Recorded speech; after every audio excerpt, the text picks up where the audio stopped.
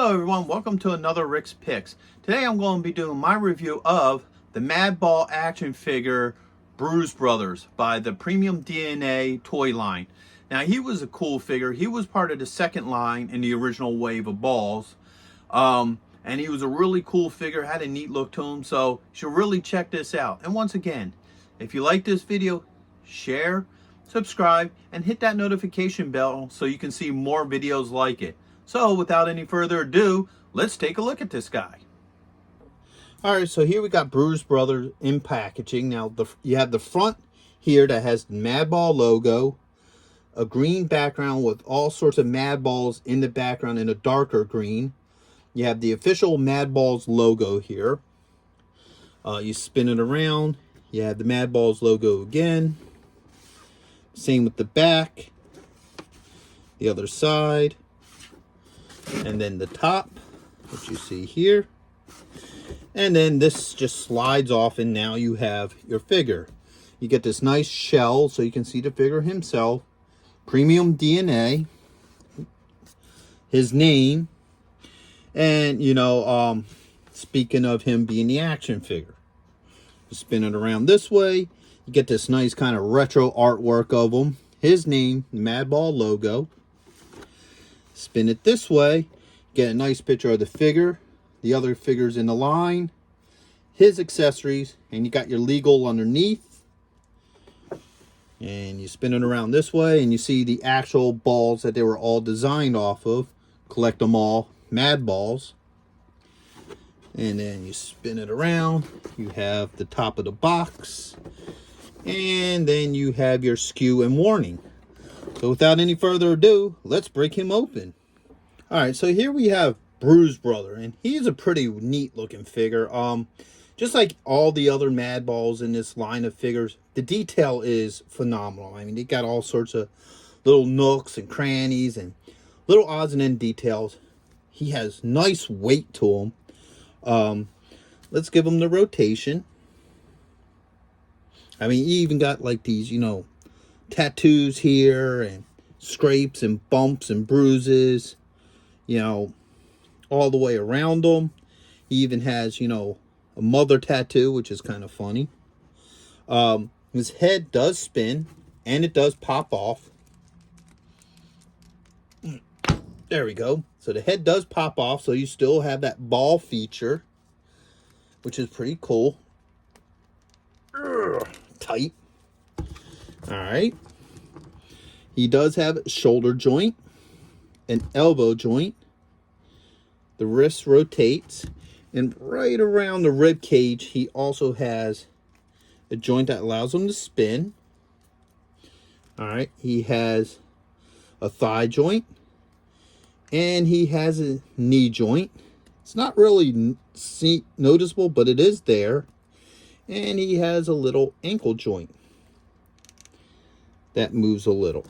So overall, he's a really neat figure. A lot of work and detail put into this character. He does have a couple different hands. He has, hold on, the holding hand right here. All right, he has two of those. And once again, the detail is neat. You got your stitching and, you know, all that good stuff in there. You have two open hands. So you have this one here and this one. All right. You have the two pointing hands. So you have this one and you have this one. Now he comes with an extra hand, and that's a fist hand.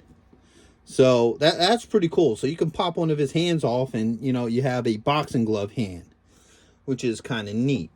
And he has a couple accessories. So he has a dagger, some sort of beehive. I guess, you know, he hits people with it and the bees come out. I don't know what the concept is behind that, but that's kind of cool. Something to torture folks with. And then he has a baseball bat with nails and other such things. Now, with the original figures, there were good guys and there were bad guys. And he was one of the bad guys, actually. So it's kind of cool that they did, you know, good guys and bad guys with it. So he's an overall neat looking figure. Let's start looking at some of these accessories. First off, let's see how well this boxing glove goes on. All right, that popped off pretty easy. There you go. So now he has his fist, his slime, and somebody's teeth and all in the boxing glove, which is kind of cool. Let's pop this hand off and get, see, there we go. The holding hand. Let's see how well he holds all his accessories. All right, so first off is the dagger. Fits real loose in there, but it does, he will hold it. But I also notice if you come in the back here, his dagger just fits nicely in the back here, which is another thing he has that I haven't seen with any of the other figures yet, is he actually has like this loose belt here. He has, you know, a sheath for his dagger. So they did a little bit more with him. Let's see how well the bat goes into his hand. Now his hands aren't really that soft. They're pretty hard, so it's going to be a bit of work to try to get this bat in there. Hold up. Let's try this first. Okay. The beehive fits nicely in his hand with no problem. So it seems to be the bat will be the harder because it's a lot thicker and bigger than the other ones are. So, I don't know.